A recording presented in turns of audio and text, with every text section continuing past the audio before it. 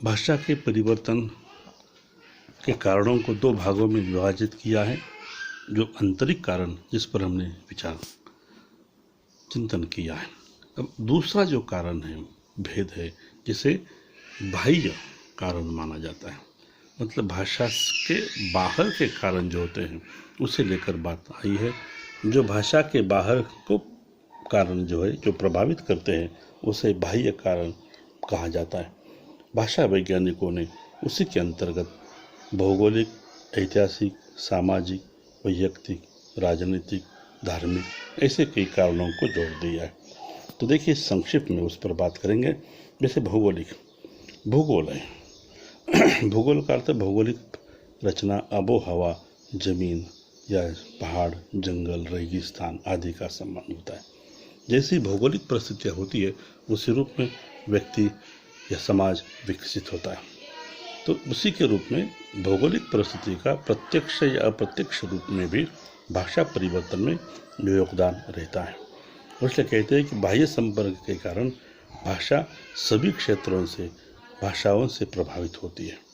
भौगोलिक वातावरण के अनुसार ही किसी भाषा में शब्द समूह निश्चित होता है। यदि हम कहते हैं कि पहाड़ी इलाका है तो वहाँ अन्य लोग नहीं आते, यातायात का प्रभाव, संपर्क कम होता है, परिणामतः वहाँ की भाषा उसी रूप में रह सकती है।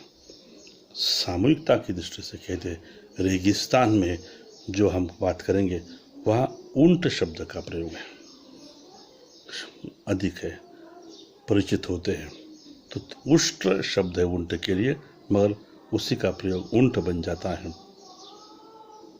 जब अंग्रेजी में कॉर्न का सामान्य अर्थ होता है गल्ला, तो अंग्रेजी में इसी शब्दों को अमेरिका में पहुंचा गया, वहाँ मक्का शब्द पैदा बन जाता है।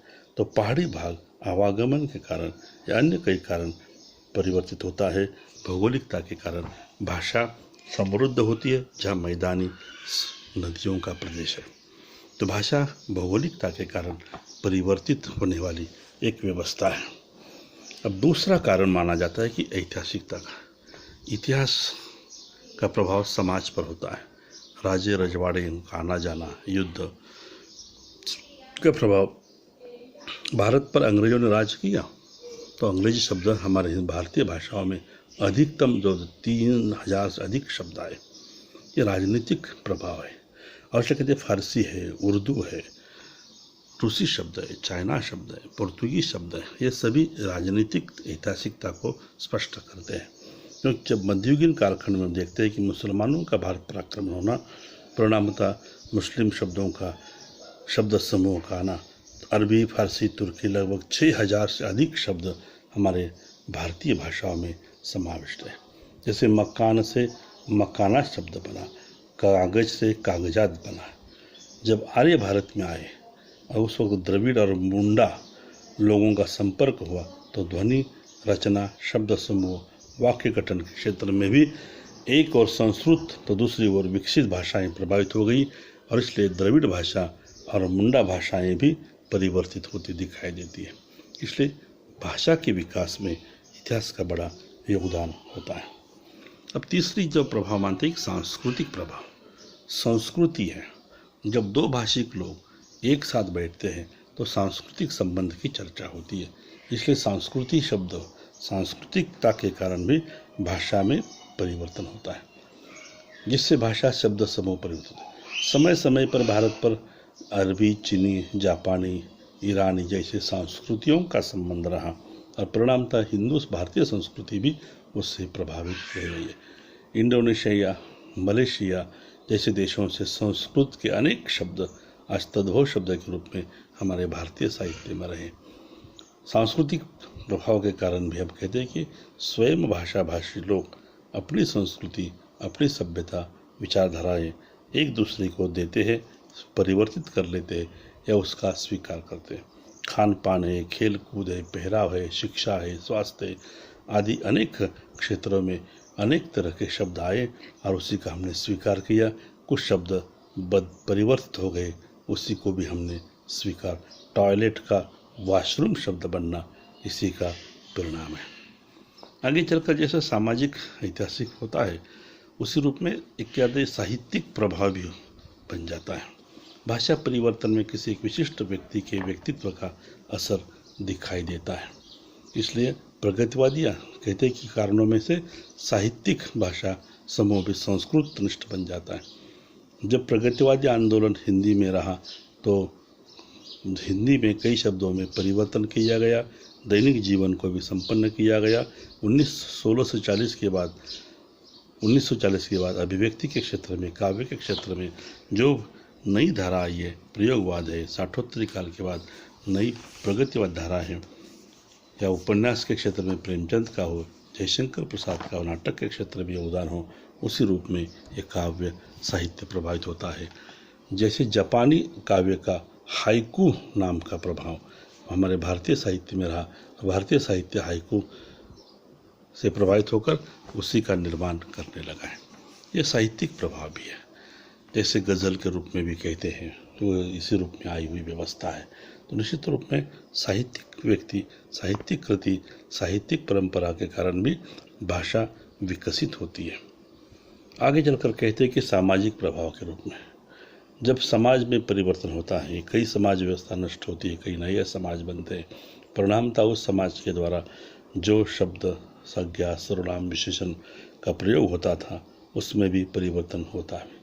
जैसे अंग्रेजों के आने के हिंदुस्तान में जहानपाह, अन्नदाता, हुजूर, सरकार जैसे शब्द हिंदी भाषा में प्रचलित थे, अब उसी के अनुसार स्पष्ट होता है उसमें भी परिवर्तन हो गया है। साष्टांग दंडवत की जगह आज हम नमस्कार या नमस्ते शब्द का प्रयोग कर लेते। यह प्रभाव अन्य विदेश संस्कृति या समाज के कारण हमारी भाषा में संभव हो चुका है। राजनीतिक प्रभाव है, हमने इस इतिहास में भी ऐतिहासिक प्रभाव के रूप में देखा। अब राजनीतिक रूप में हम देखते हैं कि जब एक समाज पर दूसरा समाज अपनी सत्ता स्थापित करता है, राज सत्ता स्थापित करता है, तो निश्चित रूप में वहाँ की भाषा भी प्रभावित होती है, परिवर्तित होती है। आक्रमणकारी लोग अपने तलवार का भी प्रयोग करते हैं और साहित्य को भी वहाँ थोपने का प्रयास करते हैं। जैसे हमारे हम आज धर्म कर्म की जगह पर धम्म शब्द का प्रयोग हुआ, कर्म की जगह कम्म शब्द का, हस्ती की जगह हाथी शब्द का, चंद्र को चंद्र कहने का, प्रसाद को प्रसाद कहने का जो शब्द का प्रयोग परिवर्तित होता है, उसके कारण मूल कारण राजनीतिक व्यवस्था है और लोगों का, आक्रमणकारियों का अपनी भाषा थोपने की धारणा इसी का प्रभाव बनती है। धार्मिक प्रभाव को भी इसी रूप में देखा जाता है। धर्मगुरु, धर्म ग्रंथ अपनी धार्मिक विचारधारा को प्रस्थापित करने के लिए भाषा को अपनाते हैं और परिणामतः एक जगह से दूसरे जगह पर यात्रा कर लेते हैं और परिणामतः शब्द बदलते भी हैं। जैसे यूनान के लोग वैदिक देवताओं के नाम का ग्रहण किया, देव को थेओस शब्द पुकारने लगे। अल्लाह, मस्जिद, गिरजा जैसे शब्दों का प्रभाव, समावेश ये धार्मिक प्रभाव को दर्शाता है। असुर, अहुर, सोम, होम, यज्ञ जैसे शब्द भी धार्मिक मान्यता को स्पष्ट करते हैं। तो धर्म पंडित, धर्म ग्रंथ भी भाषा को प्रभावित करता है। वैयक्तिक प्रभाव एक दूसरे रूप में आता है। जिस हम देखते हैं कि कोई व्यक्ति, साहित्यकार, साहित्यिक कृति के साथ साथ उस व्यक्ति के व्यक्तित्व से भी भाषा प्रभावित बन जाती है। व्यक्ति का प्रभाव, उसके व्यक्तित्व का प्रभाव भाषा पर गहरा होता भी है। जैसे कि स्वामी दयानंद सरस्वती ने आर्य समाज में ऐसी एक स्थिति पैदा की थी जहाँ आर्य समाज बढ़ता रहा था, बढ़ रहा था, वहाँ संस्कृत के सामान्य शब्द है, आगे चलकर हिंदी को भी उसी रूप में जोड़ दिया है। ओम प्रकाश है या वेद प्रकाश है, वेदव्रत जैसे नामों के उच्चारण पर भी उन्होंने बल दिया था। मतलब महावीर प्रसाद द्विवेदी हो, उनकी व्यवस्था भी उस रूप में भी है। प्रेमचंद हो, जयशंकर प्रसाद हो, हरिवंश राय बच्चन हो, दुष्यंत कुमार गजलकार जैसे उन लोगों के कारण भी हिंदी और हिंदीपन में भी परिवर्तन होता भी है। ये वैयक्तिक प्रभाव भी है। आगे चलकर कहते हैं वैज्ञानिकता के कारण भी, ठीक है, वैज्ञानिकता से प्रगति होती है, अनुसंधान होता है, असंख्य शब्दों का समावेश होता है, वस्तुतः नए तत्व स्वीकार किए जाते हैं, नया नामकरण पैदा होता है। इसलिए विज्ञान सिर्फ मनुष्य के विकास नहीं बल्कि भाषा के विकास में भी और भाषा के परिवर्तन में भी योगदान देता है। जैसे आज संगणक है, कंप्यूटर है, एटम है, परमाणु है, एनर्जी जैसे शब्द है, कंपाउंड जैसे शब्द है, वेपर जैसे शब्द है जो विज्ञान से संबंधित भी है। नए नए केमिकल्स रसायन बन रहे हैं, उसी के कारण भी शब्द अवकाश है, अंतराल है, जेट है, विमान है, जैसे कई शब्द भी है। उन शब्द हमारे विज्ञान का प्रभाव भी है। तो ये निश्चित रूप में इसे कई 10-12 कारणों को बाह्य रूप में स्वीकार किया है, जैसे व्यक्तिगत है, सामाजिक है, धार्मिक है, ऐतिहासिक है, सांस्कृतिक भी है। जैसी हमारी स्थिति बनती है उससे भाषा प्रभावित होती है और इसलिए यहाँ भाषा के रूप में एक कारण तो नहीं है, अलग अलग कारण होते हैं और भाषा परिवर्तित होती है। और इसलिए भाषा परिवर्तन के बाह्य कारण पर हमने संक्षिप्त बात की है।